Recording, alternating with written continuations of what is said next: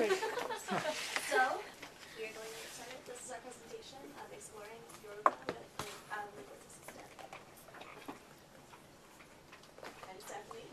I'm Evelyn. I'm Prathana. I'm Laura. So first we're going to go over some quick facts about the language itself, and then talk a little bit about the culture. And we're going to focus in on marriage as a way to explain the larger culture, since there are a lot of it's displayed through that tradition. Then we'll talk a little bit about the grammar, and then jump right into what we did with Linguist Assistant. Okay, so for some quick facts about the language itself, Yoruba is spoken in Nigeria, Benin, and Togo. It has 19.4 million people speaking it worldwide. It uses a Latin-based script with a few additional characters. So I don't know if you want to... So the GB is like the as the sound, and then the E with the dot on the bottom is E, and the O on the bottom is O. And we don't have a C, we don't have an X, we don't have a C. Okay, so I'm gonna talk a little bit about the culture, Yoruba culture. So we're very big on art. That picture is a picture of like a bronze sculpture. A lot of them were found during colonization period. We're also very big on dance. So the picture on the top right, is there are dancers doing like a festival, doing some traditional dance. And music is also very important. So with the dance comes music, and you have musicians. This instrument is called shekere, and essentially it's like this board, and then there are like beats attached to it, and when you like shake it, it makes sound. And then the drums that all the men are playing is called the talking drum, and it actually makes sounds kind of similar to the tones in the language, where like if you play it, you can kind of like make out words that the musicians are trying to say. Clothing, you can see throughout our clothing are very, very colorful, and kind of wore this too, just to show how colorful it is. Different texture, different fabrics. And then the masquerades are very important. During festivals, so we have festivals kind of to celebrate like different gods. And I think that masquerade is supposed to be for the Shango god. And essentially, during the festival, you have like the masquerade with like musicians and like priests for the gods kind of follow the masquerade throughout the village. And it's kind of like a way of worshiping the god. And Yoruba is a very morally centered culture. It's very big on doing what is right, and etiquette and respect. So in the language, there are different like ways of like speaking to adults versus like I guess like your colleagues, including like pronouns. And it's also very community based. And I think we'll see an example of that later on. So it's when they say the phrase, it takes a village to raise a child. I think it's very reflective of the Yoruba culture. Everyone's responsible for everyone else, essentially. Food is it's a really big thing in our culture. Like if you go to visit someone, it's kind of like it's expected that they will offer you like food or drink, and it's like you have to take something before you go. And usually when you go there, you have to bring something along. So cake is very, very big. I think in every occasion there are cake, except for funerals. I have yet to see a funeral where there's a cake. And the cakes can be very, very elaborately designed, and they're really, really pretty and delicious. And the picture on the top right is, the rice is jollof. So this is jollof rice, and it's essentially just rice and like tomato stew and pepper and stuff. It's kind of like a staple food. And then this is fried plantain, and this is like meats, spiced gizzard, and like vegetables. This is fried rice, so essentially like you actually boil the rice, and then you actually like fry it in oil. You can put a variety of things in it, like vegetables, and I think this is like liver, like small piece of liver. And then this is amaline. It's made from the peelings of yam, and it's ground up, and make it in hot water, and the texture is kind of like clay, but it's stickier. And then the soup is vegetable and like tomato. So I guess our exposé on marriages. Marriage is a very, very important part of our culture, and I just felt that the marriage would really talk about some of the main features of our culture, so that's why I focused on it. For marriage, it's usually like a week-long process. It starts with a traditional wedding, and you can see a picture of the bride and groom in like traditional dress, and sometimes like even at a traditional wedding they usually like change clothes like 3 or 4 times. And you can see the cake right there. It's like I don't know if you guys can see very well, but it's like luggage and a purse on top. And this lady's wearing another style of clothing. Clothing is very important. That guy also. So you can see that they're very bright colors, different styles. And I also want to focus on the gele, which is the head tie. You can see that all the women are wearing it. You don't have to, but it's kind of like the social norm for you to wear it. And it can either be the same clothes that you're wearing, like that lady. The head tie is the same. It's made from the same type of clothing, has like her wrap, or it can be a different texture. So for the church wedding, it's usually like the day right after the traditional wedding, and usually it is in a church, and there's a picture of a priest blessing the bride and groom. And the picture on the bottom I just wanted to illustrate that the two families, like the groom and the bride's family, kind of wear different color clothing, like they pick different colors, and they tell people that they invite to wear that same color. So usually in the church, like you kind of see like a divided like color scheme. And then right after the wedding, you have the reception, and this usually filled with a lot of dancing and food and music. And what I find really, really special about culture is the money spraying part. You kind of see here where the ladies like trying to spray the bride, but this one is more obvious where like these are people. So like the celebrants dance and you spray them, and usually like if you are like a really, really good dancer and you're still not the celebrant, they will spray you with money anyways. I mean, all these occasions like the marriage and the reception and the traditional wedding, there are food, and usually there are gifts for guests with like a label on it saying, you know, A weds B, congratulations, something like that, just to take away. So now we're going to talk a little bit about the characteristics of the language itself. So this is a tone-based language, which we'll explain and display in a minute. It's also isolating, so each word is its own morpheme. And right here we just listed the language family tree so you can sort of see where it derives from. And I guess this image here is sort of the tone. So there are 3 tones, and that's, you see the different accents. I don't know if you wanted to show how they work, but. Okay. So it's kind of displayed in the WA word, the wa. And the high one is me, so when you say it comes, it's owa, so like me. And the middle one is re, so like it look is owa, so me re. And then the low one is do, which is owa, so me do, exists.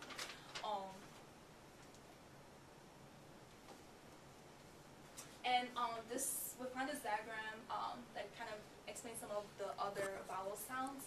And we thought it was really interesting because going from the top to the bottom, the sound kind of goes from high to low, and your mouth is more elongated. And then from left to right, the sound goes from like the front of your tongue to like the back of your mouth. So like the I is like E, and then the E. Okay. So this is like E, and then this is like and then this is like which would be the E with the dot on the bottom, and this is like and then this is like U, just kind of, and then this is like O, and then this is like O, and all the symbols with the squiggly marks are kind of like the nasal sounds. Yoruba is a subject-verb-object language. An interesting thing that happens with the adjectives is sometimes you can derive adjectives from nouns and verbs. So in this example, we have the verb to be tall, and you have the word ga. And you can take the 2 first letters and attach it as a suffix and make it the adjective giga. For nouns, there are 2 types. For nouns, there are usually 2 or more syllables in in it, so they can be independent, so just a noun, or they can have qualifiers and become like a noun phrase, like an adjective or like a numeral, something like that. And they can act as objects or subjects in a sentence. So you could have a noun ile, which means house, and you can add the word pupa to the end, and it becomes like red house, like that. There are two classifications for verbs. They can be simple or they can be complex, and this just really depends on how many syllables are in the word itself. And something that happens in Yoruba is that there aren't verb conjugations, so you mark tense with different markers. So there's like three types of ways you could do that. There's like a pre-verb, which would be these tense markers. En means like it's happening currently. Ma is that it will happen.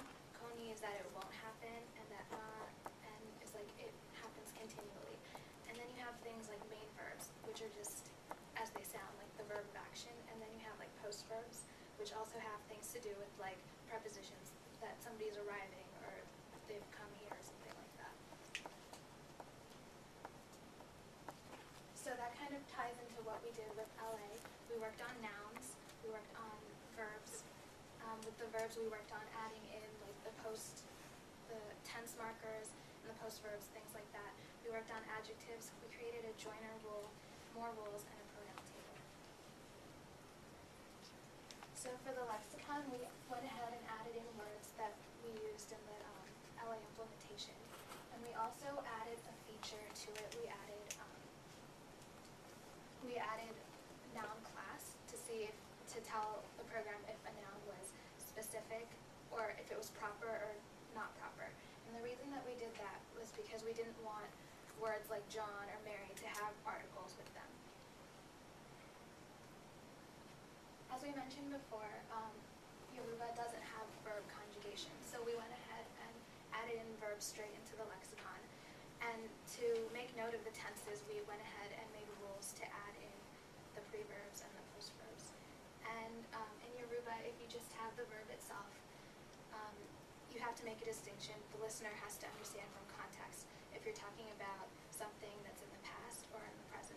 So if you just have a phrase and it means John says, you figure out if it's John said or John says based on the context.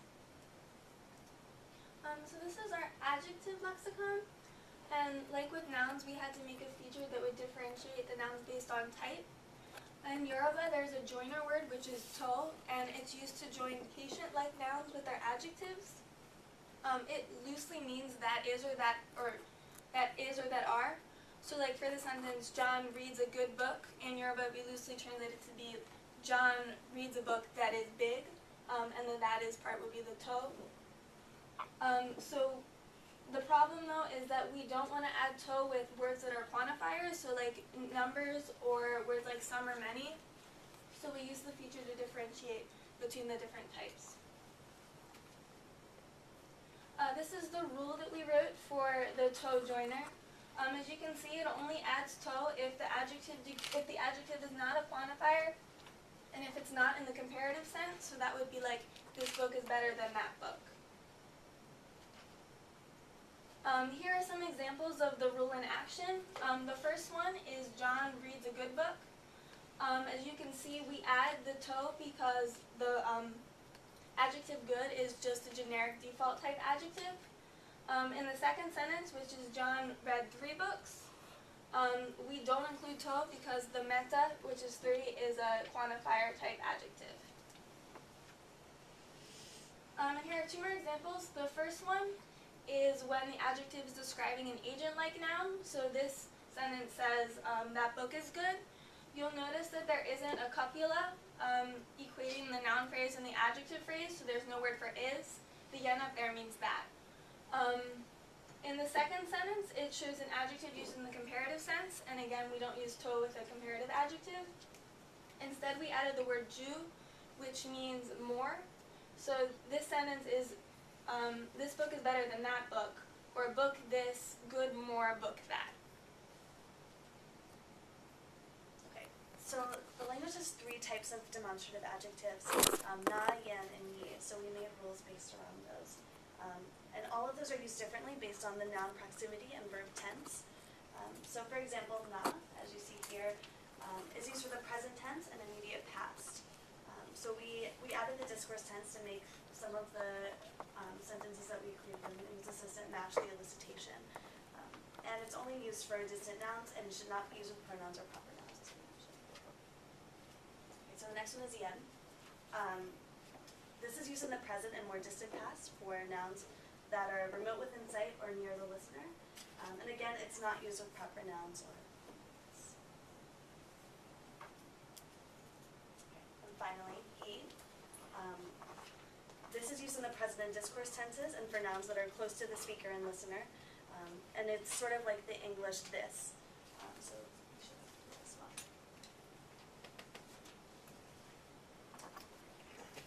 Okay, so this is the pronoun table that we first made, and this is just for the subjects. And pronouns are different based on number and it's based on person.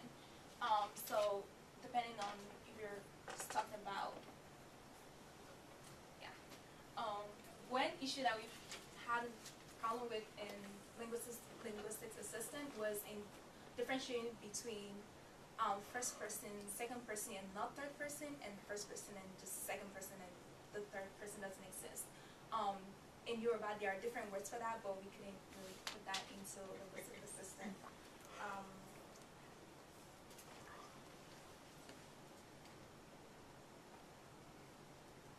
These are references.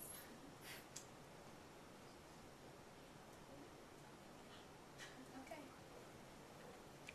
And we'd like to thank Dr. Bill, you guys, for making this class really enjoyable, and awesome group members. And there's actually one more fact I wanted to add. So Yoruba is not just the name of the language, but it's also like the name of the people and also like the name of the culture. And we have some videos. So the first one that is a collaboration between this Yoruba musician and a Latina singer. And some parts of it is in English and there are some like Spanish parts. So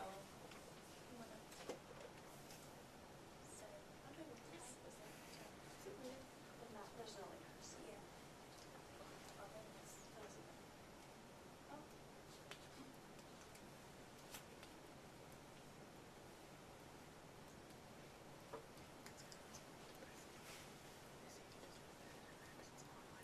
And essentially, I guess the backstory is that you have the involved for a while, and then he's like trying to leave. Oh, where's the sound tree? You have to be closer. It doesn't reach all the way over there if you want sound. Wait, Oh, wait, The there's- part in the is this one? oh, it does Yeah. reach all the way over there. Fine. Yeah. I assumed it doesn't reach, and that's why they had an extra part. So now I don't understand why they had an extra part. 'Cause it's like, There's no sound on the laptop. yeah, it's not. Oh. No, do it.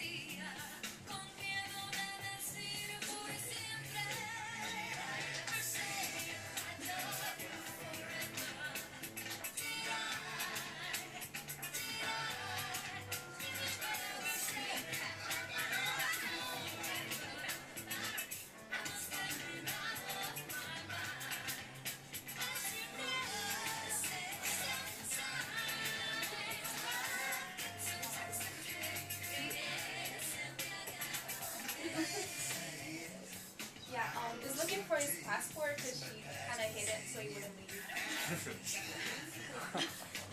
That's Yeah, so I just thought it was interesting. I like it. Oh, Look at a lot. so the next one is just down to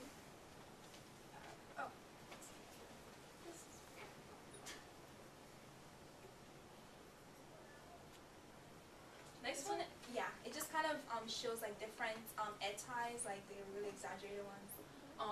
So he's again singing the song, but the pictures are just kind of like a collection of like pictures of like different. So like different colors, like different shapes. And he actually like made a video, another like his music video showed where he was like a bus driver and like there were this lady's like big ties and saying they couldn't sit at the back of the road and they're afraid they're gonna have an accident.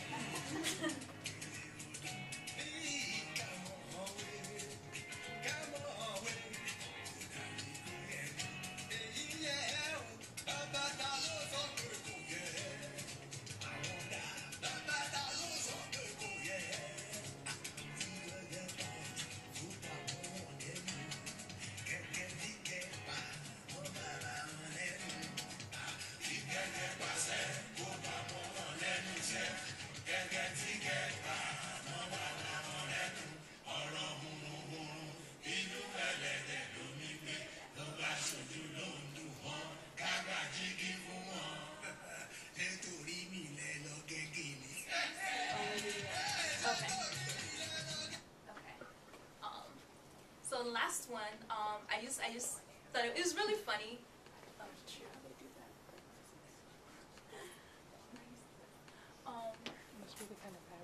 This kind of shows like the community, I guess, aspect of the culture. So essentially, it's this gra-gra, like just people who just like to have an attitude with everyone and just kind of understand what have an attitude. And there was this funny part where these two ladies are fighting, and then the neighbor had to like come in, so it's like your problem is like everyone's problem. So we can try to skip to that.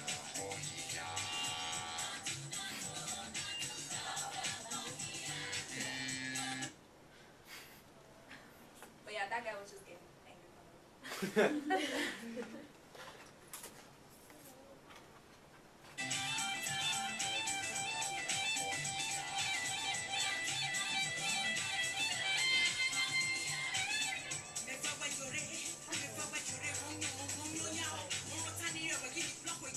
And actually, she's not speaking Yoruba, she's speaking Yoruba, which is another language that's spoken. And that's the neighbor, like, saying please don't fight. And then the other neighbor laughing.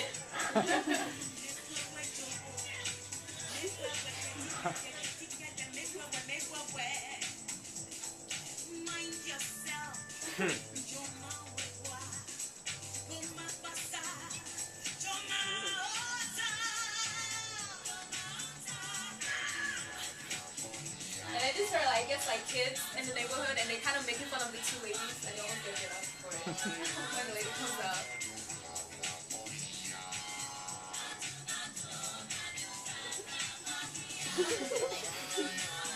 And it's pretty dumb.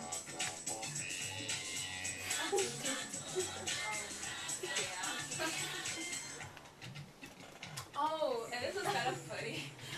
So essentially this guy is trying to like talk to this girl. And so he gives like her, and the girl is kind of like, you're not my, like, you're not on my level, kind of this and that. Like,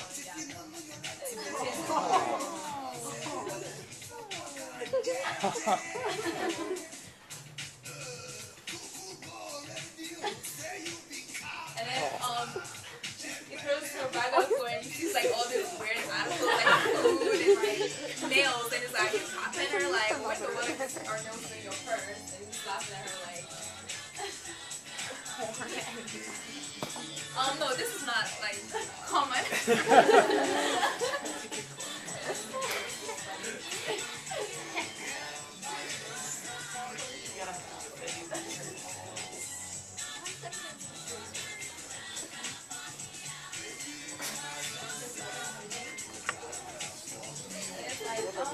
Look, you forgot your card.